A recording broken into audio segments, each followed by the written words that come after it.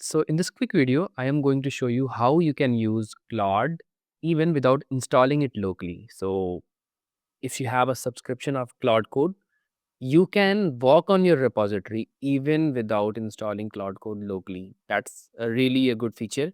So if you can follow my screen, you can see the Claude.ai is open in my browser. And to navigate to Claude Code, all you have to do is click on this. You can even open Claude.ai in your browser and it works perfectly from there as well. Now, if you can follow the UI, left side, I have Claude Code and all I have to give it, select a repository, whatever repository I want Claude to work on.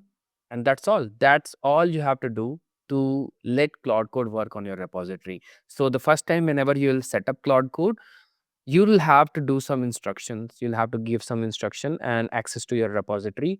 You'll also have to set up an environment. So in my case, I have set up dev. You can have as many environment as you want. That's all for this video. I hope you liked it. Go ahead, try this out. See you in the next one.